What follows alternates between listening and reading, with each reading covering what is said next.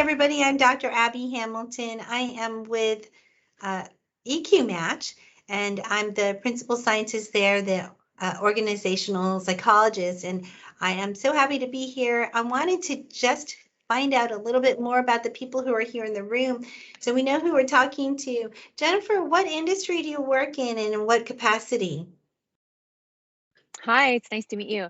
I work in healthcare, so I've been in human resources for about 20 years, and more recent, I've been in education and development, so leadership education and development.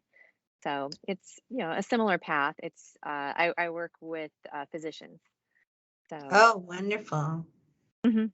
Yes. And just because you finished medical school doesn't mean that you automatically have leadership skills, right? So I am not a physician. I work with our physicians, but you're right. Yeah. That's something that they're not taught in medical school. So that's where Mhm. I come in and we help to provide them with the leadership and education, EQ, all of that. Oh, that's awesome. They're really lucky to have you. That's awesome. It's good they made that a priority. And then Kristen, where are Mhm. you? What industry are you in what capacity? I am currently working in the consulting industry. I have spent my career also in HR, working primarily in HR technology um, and operations as well. And I have a passion for employee development. Oh, good. And they need you too because we don't all have it put together, have it all together. So I'm sure they love that support. And then Eric, where are you? What industry are you in and in what capacity? I'm also in human resources. I'm in um, heavy equipment like forklifts, service, um, and I've done a lot of other stuff in the past, though. Like um, I was in the education system for HR in Head Start, and then at the collegiate level as well. So I've been in a few HR industries, but there's just always something to learn, and I've done a very kind of various aspects, anywhere from benefits to HR management and training and development. Yes. Yeah, we're thankful for all our HR managers because our motto is we are humans before employees, which, when we talk about HR, often we don't really focus on that word human, which is so important. So thank you for all that you do. We're going to do a little poll here and just kind of see how you guys are with some things related to our presentation. Andre, if you could go ahead and put the poll up and go ahead and answer these questions real quick. And we'll see how everyone does. See where everyone is. Do you believe that emotional intelligence is a valuable measure for your HR processes? So go ahead and answer and submit. And then I think there's one other question that's going to come up. Let's see.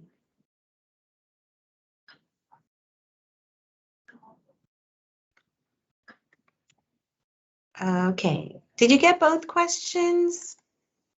I'm seeing one. Oh, here we go. So far. Okay. Yeah, it's our first time doing a poll. So it looks like everybody uses HR. That's awesome.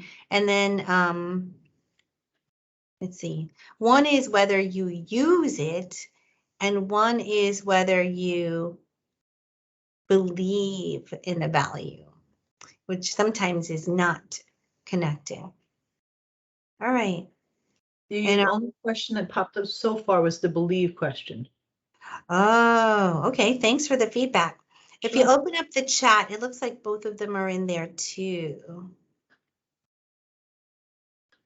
It's a good experience for us. Thanks for your patience as we learn how this works. Okay, so 3 people believe in it, 1 uses it, and 1 doesn't. So we're going to just go ahead and move on, and we'll see a little bit more about how all of this comes together.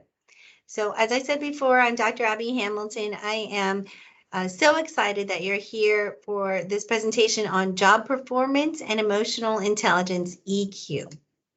So let's just go to what your ultimate goal is when you come to work every day.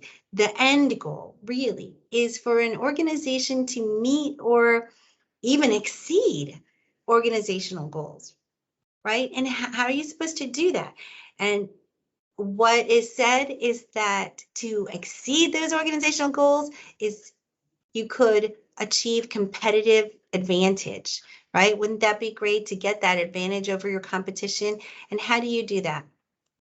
Experts suggest that the way to accomplish those company goals and exceed those company goals is to look inward and concentrate on the humans, the human resources. And that's why you all are so important. And a lot of people just don't give the attention to that human side, managing the motivation behind it, what people do, the knowledge that these people, these humans have, and the commitment. Like if you look at this picture here, you could see you see the enthusiasm and the commitment that humans in the organization have.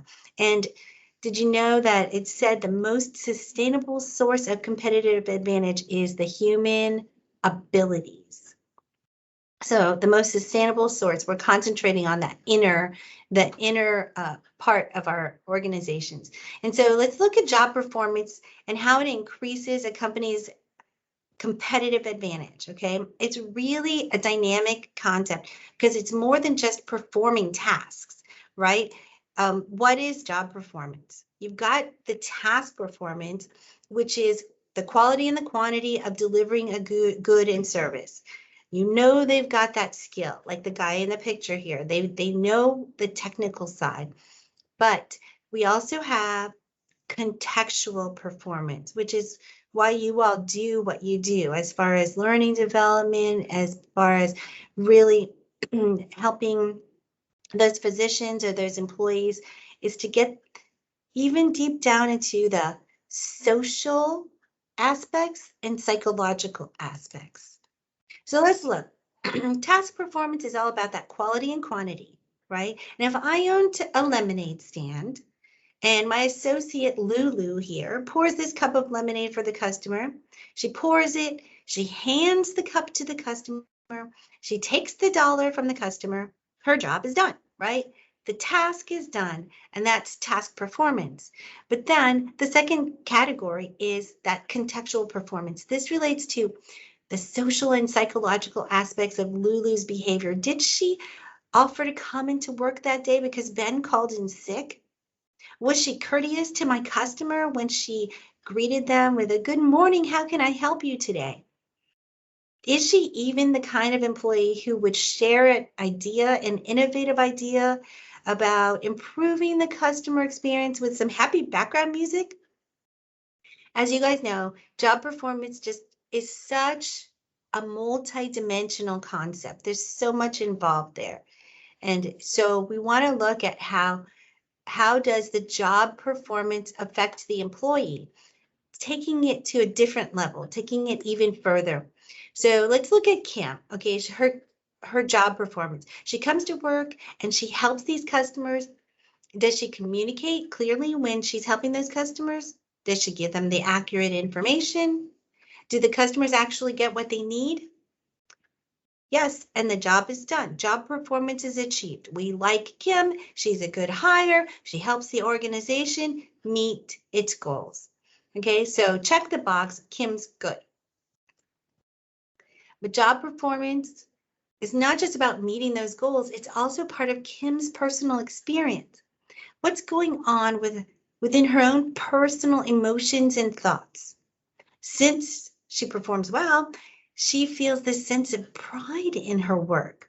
She has satisfaction from seeing that her skills and her knowledge that she brings to work every day make her useful and valuable in this world. She was able to help the customer and she feels the success. And it makes sense that job performance plays a dominant role in human resource management. So what's your role? the HR managers in managing job performance. This can get tricky sometimes. In most companies, it's the immediate supervisors who know more about what their team members should be doing and how they can be successful. So if you're in accounting, if you're helping, okay, for example, Jennifer, you can't tell physicians how to care for the patients, right? You don't do that. You're in HR. You're in charge of something else. And the supervisors are in charge of training these employees, assigning specific tasks, evaluating their skills, deciding whether the actual job is being done accurately. So what about you? How do you play a role in optimizing that job performance? How could you help them become a better physician? How could you help them become better in their job performance as a lemonade stand worker? If you or a tech person, if you don't understand the tech, I'm sure you guys have had to learn a lot more about the industry than you ever thought when you're in HR, but it's really not up to you. So what's your role? So HR managers, you guys are instrumental in bringing in candidates for the director supervisors to consider, right? And so the initial goal is to find that person who can accomplish the task. A software engineer should have the knowledge and the skills to design and develop software. An accountant should have the training and the ability to complete the accounting tasks. The long range goal is to hire a candidate who has the job skills, but also higher job performance. Going back to task performance, which is the actual work, and then that contextual performance. And a person who has high emotions of satisfaction leads to even organizational commitment. So how would you like to bring someone in who's going to be committed to the organization as well? The long range goal is to hire that candidate who will have the job performance, the person who has those emotions. You can picture them really being so committed that they have that competitive advantage, what we were talking about earlier. And so in order to do this, HR managers can seek out and utilize alternative proven approaches to increase job performance, okay? So one of these is evaluating their level of emotional intelligence. Extensive research has been done to show that high job performance, which is what you really want, is related to high emotional intelligence. So let's look at how this works. Emotional intelligence is the ability to identify and manage your own emotions and then identify and manage the emotions of others. And so what does that look like in the workplace? In meetings, okay, so it has 4 categories. First one is recognition of emotions. In meetings, I can tell when Ben's demeanor changes and he seems on edge. So that's already recognizing emotions. And then understanding the emotions. I can tell that not only is Jenna happy, but she's happy when she's given a creative task. Ah, I see there's something going on here. Then, how about managing your own emotions? I'm frustrated right now, and I can approach this frustrating situation as a learning opportunity. So that's huge, to just translate that frustrating situation into a learning opportunity. And then managing the emotions of others. After this meeting, or Ben was acting really defensive and upset, I'm going to go back to his office and maybe even spend time asking him for some advice on another project, because I know I can get him to be more effective when he gets over his upset. So these are the superpowers of people who have emotional intelligence. So to be successful in an organization, it's just really important for employees to be able to control their emotions when they could cause negative consequences. We all feel all kinds of emotions in our workplace. And I wanted to just stop right now, and as we look at these pictures, I wonder if you guys could share a time or an example of when you've seen either emotional intelligence in progress or in effect, or maybe times when emotional intelligence was really, really needed and not used. Would you be able to share? Let's see, Jennifer, are you able to unmute and share maybe? I know I've just put you on the spot, but um, any of you, if you just kind of start thinking of a situation where you've seen it, where it didn't work or did.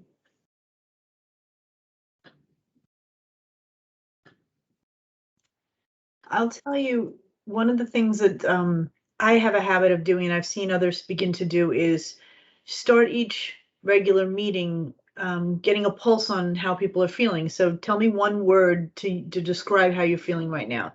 Mm. Get an idea of where people are coming from as they enter this space where you're sharing time and thoughts and collaborating. And I've seen it work well with others and also not so well in the case where the person asking the question is really not emotionally intelligent and they don't know what to do with the information. Oh no. Wow. Yeah. And then it could turn sour if you're like, well, Yeah, good luck with that. And then you keep going on. exactly. Mm. Exactly. Well, I love that. I love that you're sharing that because, and how it set an example for others to follow. And I think that good training could really get some of those people to convert to doing it well. I And another good thing I love about that practice is that not only are you hearing how people feel, but you are officially letting sending the message to these employees that they work at a place that actually cares. So their commitment increases as they see that someone cares about them as a person. So I love that. Thank you for sharing. You're welcome. Anybody else want to share about an experience or an example?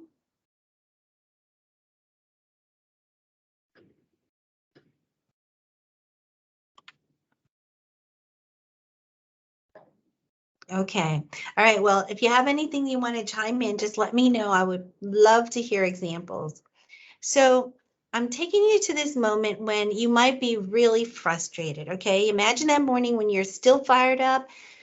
Oh, because someone just cut you off in traffic. This happens, and emotional intelligence would actually prevent you from snapping at an employee that morning when they walk in 1 minute late for the meeting, right? Emotional intelligence will also keep you from doing that thing that we always do when we finally get into work. We tell everybody, "Oh my goodness, you should hear what happened at work on the way to work today." And then you replay that negative experience for everyone to hear, and it does not help you become more productive and effective in the workplace. So it's human nature, and emotional intelligence gives us that ability to manage our behavior. Employees should be able to notice when the emotions of others need a response so that they can successfully accomplish their goals. So if a team member feels really upset about her serious health diagnosis or maybe news of a health situation in their family, and you guys are meeting together to try to get something done, you may not be very productive during that meeting until you maybe take a moment to show some empathy. Being insensitive, like, you know what, that is not even a concern of the company. We have a job to do today. That will generate feelings of resentment from her, and she's not going to be committed to the project. If anything, she might just be like, you know what, I could care less about this project at this moment, and you clearly don't care. So it can backfire. Uh, another thing to focus on is there's so much data out there right now in the research. Emotional intelligence is linked to job performance. There was a study with 187 food service workers showing high emotional intelligence for those with higher, sorry, job performance. And in these studies, in order to be statistically significant, they have to be able to see a pattern of low EQ was consistent with low job performance. Okay. And then there was another study on 300 government workers, same thing. high emotional intelligence and high job performance. And then there was even a comprehensive, see, people are trying to check if this is really real. A comprehensive report with 47 separate studies totaling 5,795 participants found a significant relationship between high emotional intelligence and high job performance. So the research is clear, and it's compelling enough to make us question why more HR managers are not using emotional intelligence in managing organizations. We found in our research with interviews and things like that with HR managers that some people will just say, yeah, it's a good thing. It's always important. Of course, emotional intelligence is important, but, we don't really measure it. But here's the study. It really is compelling enough. And this is compelling too. Apple, Coca-Cola, Google, FedEx, they value emotional intelligence in their training, in their hiring, and employee development. It's such a focus for these companies, enough for us to wonder, why are we not doing more for our company? And how can you begin to increase the emotional intelligence in their organizations? Can you wave a magic wand and or snap your fingers and all of a sudden you're like, oh, finally we have emotional intelligence here. We're going to go over just a couple things that you could do. First is begin by you all have the authority, or you have the power to control what comes in. So when you assess potential candidates for the company, it may be easy to find that candidate with the technical skills, but can you tell if the person's going to get along with others, going to handle their emotions in a sticky situation, going to communicate for solutions in the middle of conflict, or even stay with the company when there are problems? Is it possible to even know this much about a person when all you do is see the resume and then have that interview? I mean, even if you have 3 interviews, can you tell all of that from just that process?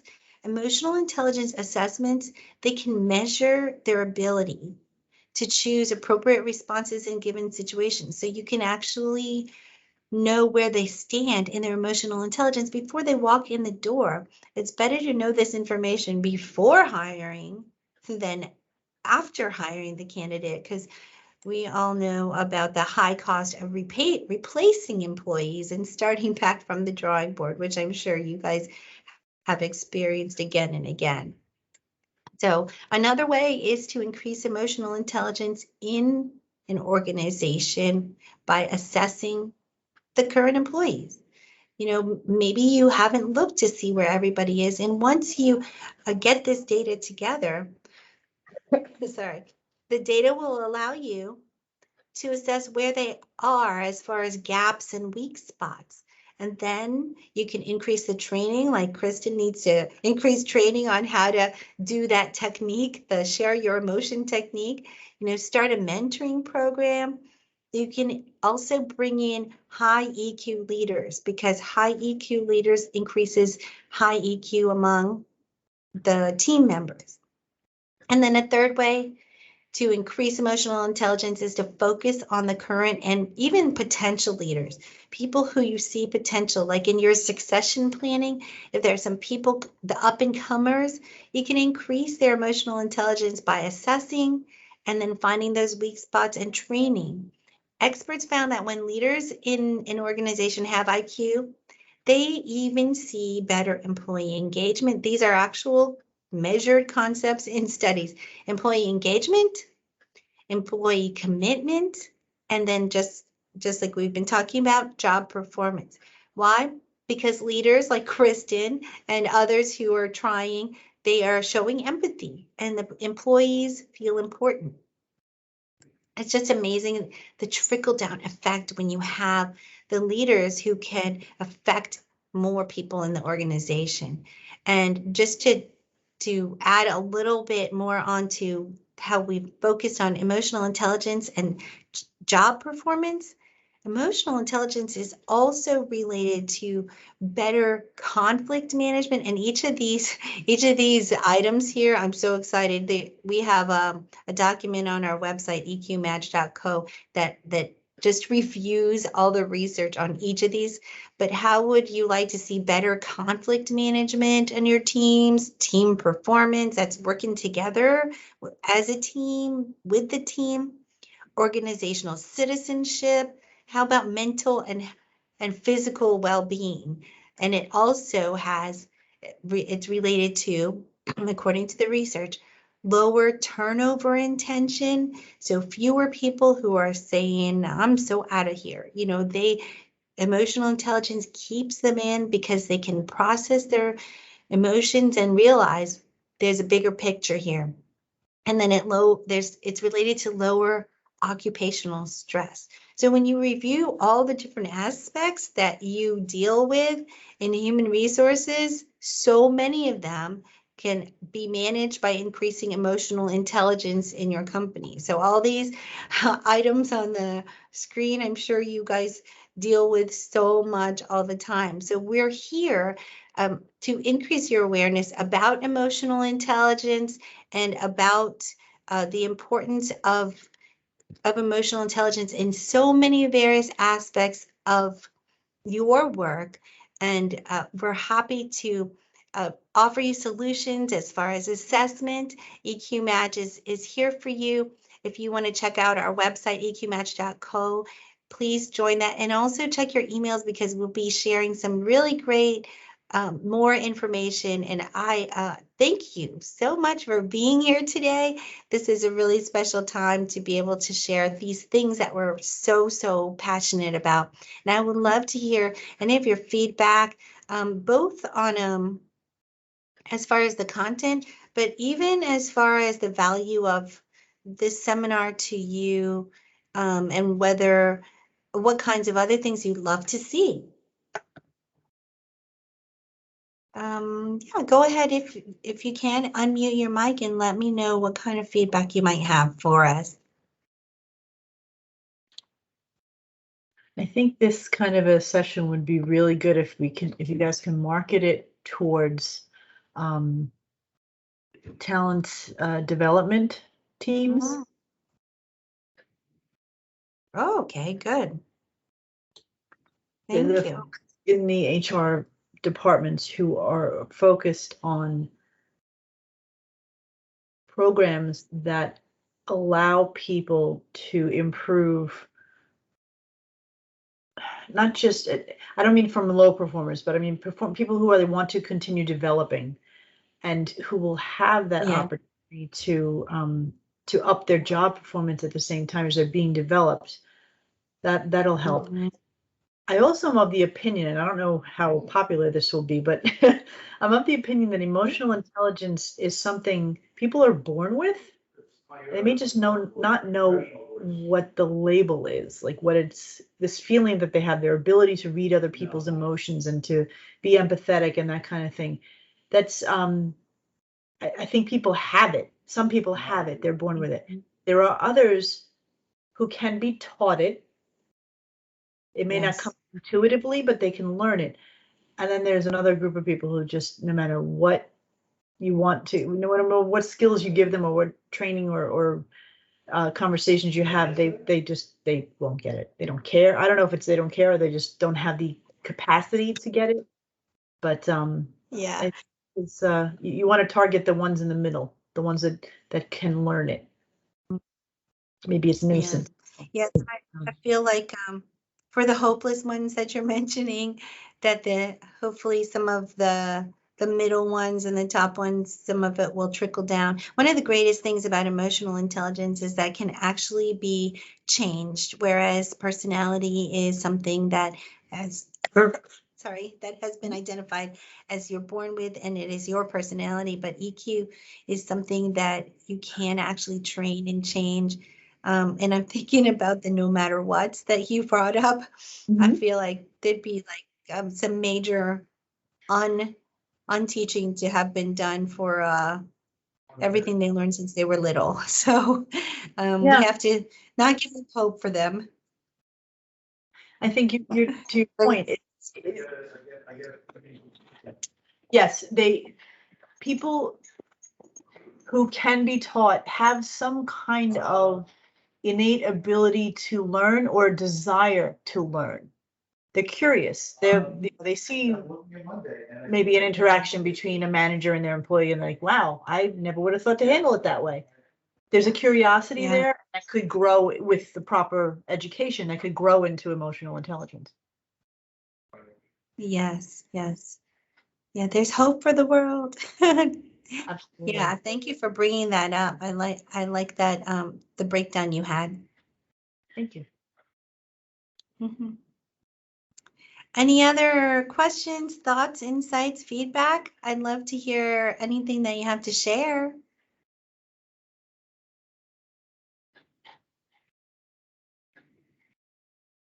Let's see, Jennifer and Eric, do you have anything before we close up? Hey, KH, welcome. Are you able to unmute KH and tell us where you're calling from?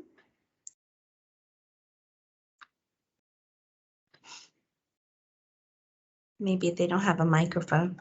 Okay, well, I just want to thank everybody for being here and this time together. I hope that it has planted some great seeds in your mind to help you think about, the Kims of the world who are sitting at her desk feeling great about what they do, and the other characters that might need a little bit of help, and just keep on the lookout for some great things coming up soon as we increase our awareness about emotional intelligence. So I'm Dr. Abby from EQMatch. We are humans before employees. Thank you again. Have a great day. Thank you very much, Dr. Abby. All Thank you right. for inviting me, Andre. Appreciate it.